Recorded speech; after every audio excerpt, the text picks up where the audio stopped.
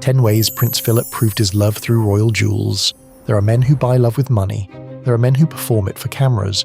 And then there was Prince Philip, a man with no kingdom, no inheritance, and no vault of family jewels to offer the woman he loved. What he had was something far more dangerous than wealth. He had intentions. One of his gifts contained a secret so private that fewer than 3 people alive ever knew what it said. Another was never photographed, never catalogued, and never appeared in a single official royal inventory, yet she carried it with her every single day. From the moment he proposed, Philip made a choice that would define every jewel he ever gave her. He chose something that cost him everything he had, and in doing so, revealed a love that 73 years could not diminish. This is that jewellery story.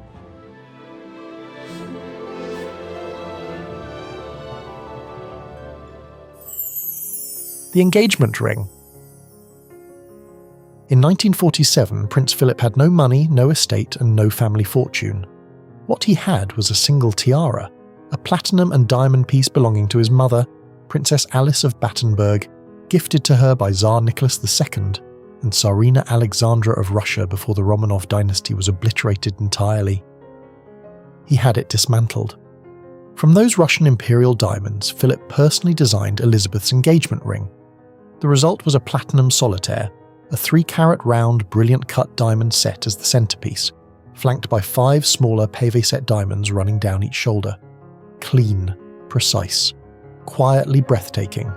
No coloured stones, no excessive ornamentation, just exceptional diamonds in a setting that let them speak entirely for themselves.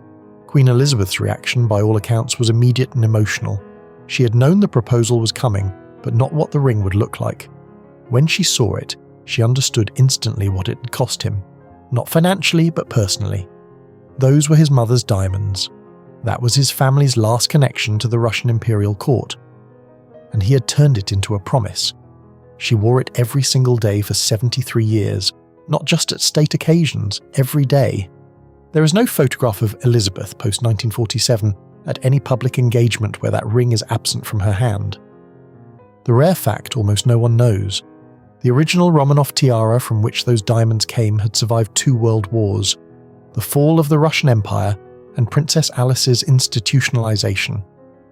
Philip had kept it safe across decades of upheaval. Giving it up was not a small thing, it was everything.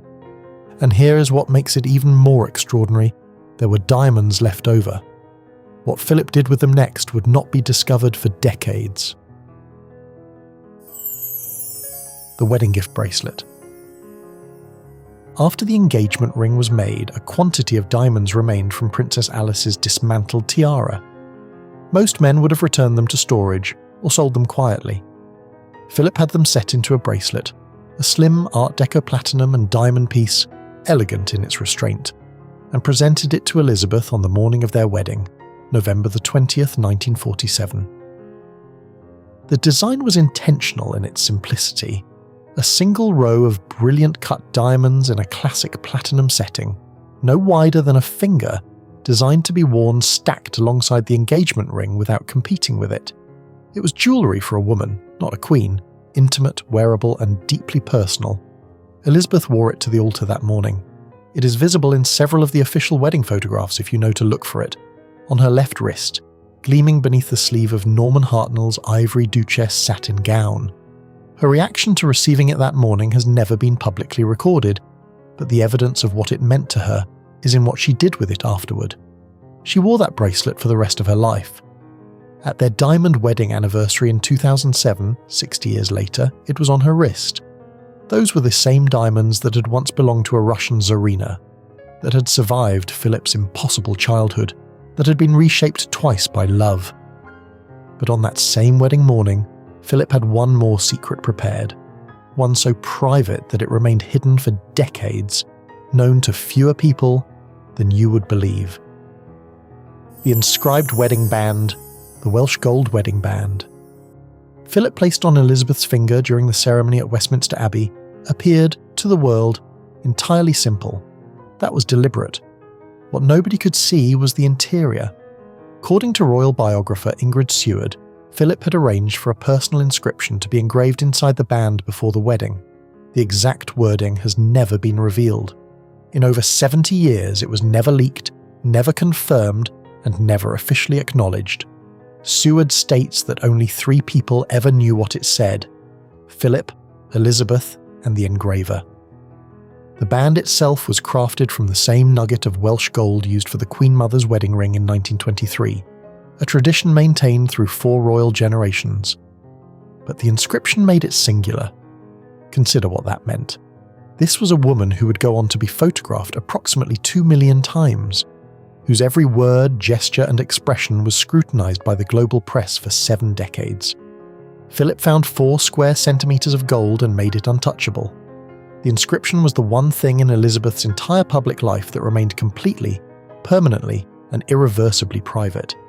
Elizabeth was known to have been profoundly moved by it at the time. She never spoke about it publicly, neither did he. He protected that secret until the day he died. But the next gift he gave her on their wedding day was visible to the entire world, and it carried the weight of 2 dynasties at once. The chrysanthemum brooch. The sapphire and diamond chrysanthemum brooch was not designed by Philip, but what he did with it across 60 years of marriage transformed it into one of the most quietly significant jewels in the royal collection. Elizabeth wore it prominently on their honeymoon in November 1947, a bold sculptural piece featuring deep blue sapphires surrounded by brilliant cut diamonds, arranged in a layered chrysanthemum formation, the petals graduating outward in diminishing size. It was vivid, assured, and slightly unconventional for a honeymoon, which tells you something about the woman wearing it. Philip, who was precise about memory in a way that surprised people who assumed he was not, took note.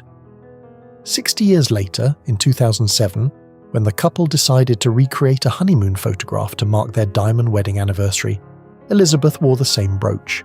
Same design, same placement, same woman, 60 years older. Philip had specifically encouraged the recreation and the choice of jewel. He remembered what she had worn. He wanted the photograph to say, "We began here, and we are still here." The reaction from the public when those anniversary photographs were released was significant.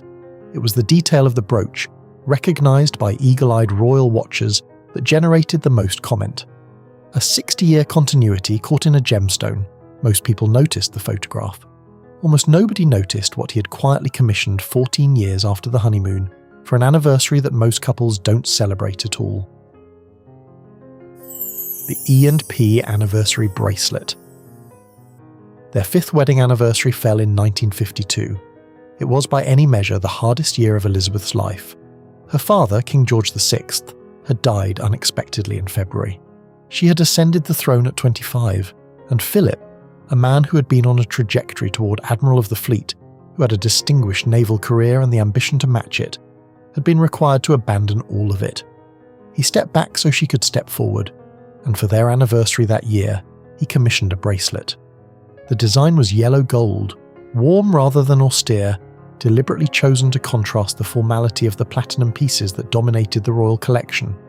Set into the surface were the couple's interlocking initials, E and P, alongside Philip's naval badge, a nod to the career he had sacrificed, and small heraldic roses worked into the surrounding pattern. It was intimate iconography in the most public-facing metal there is. It said, "I am still a naval officer, and I am still your husband, and those 2 things are not in conflict." Queen Elizabeth received it with what those close to them described as visible emotion. She wore it regularly throughout the 1950s and returned to it at significant anniversaries. It was never the grandest piece she owned. It was among the most meaningful. He encoded his sacrifice into gold and wore it on her wrist. But the most daring thing he ever gave her, a gift that raised eyebrows across the entire palace, came 14 years later.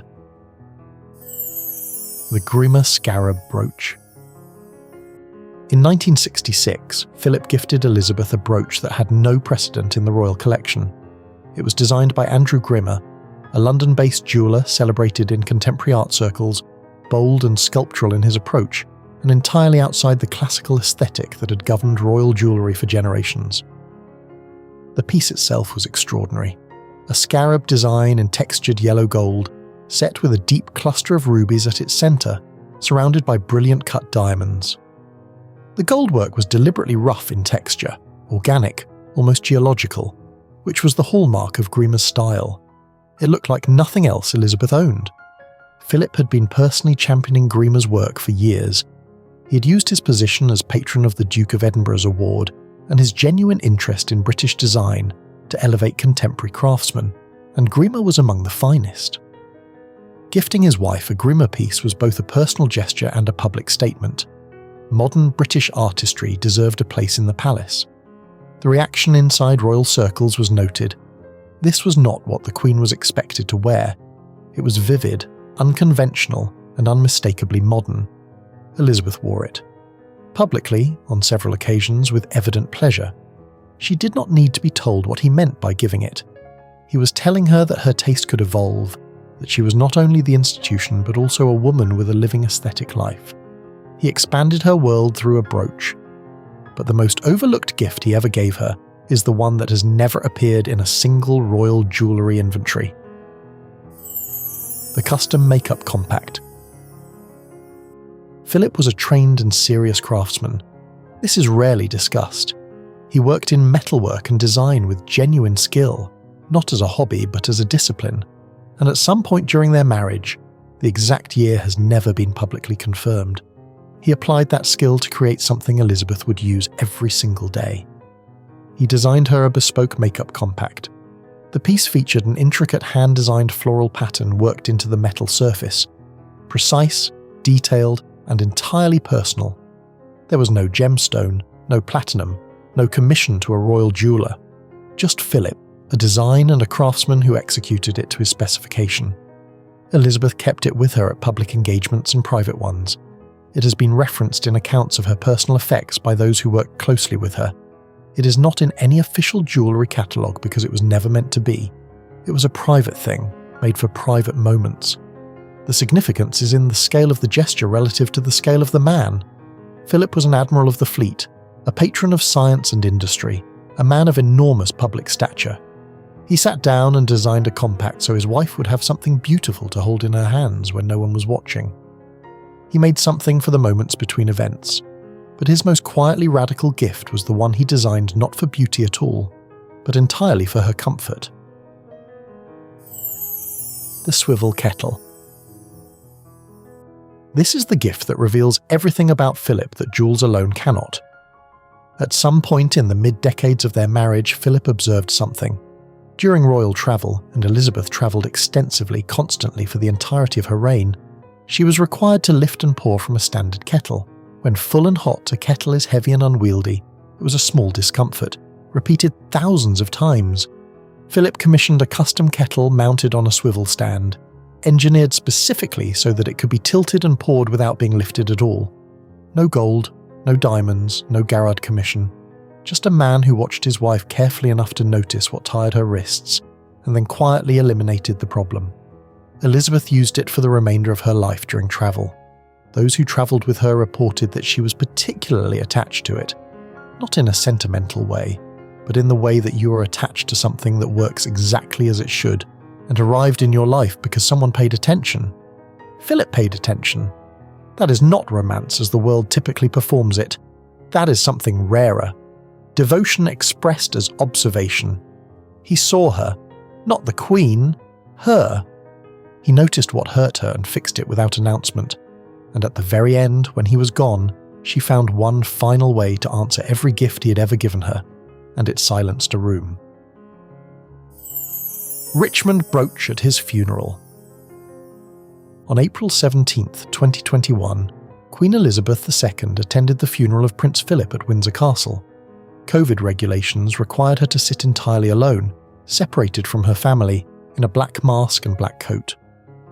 On her lapel was the Richmond brooch, a diamond piece with its own deep royal history, not a gift from Philip but chosen with unmistakable deliberateness for that day.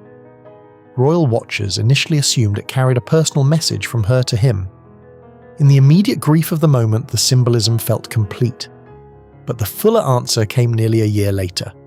At Philip's memorial service in March 2022, Elizabeth wore the scarab brooch, the bold yellow gold, ruby and diamond piece Philip had gifted her in 1966. Where the funeral had been constrained by pandemic restrictions, the memorial was the moment she chose freely.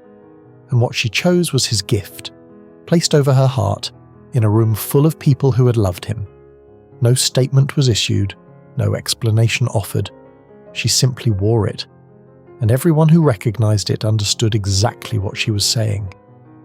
In 73 years of marriage, Philip had given her pieces that marked every beginning.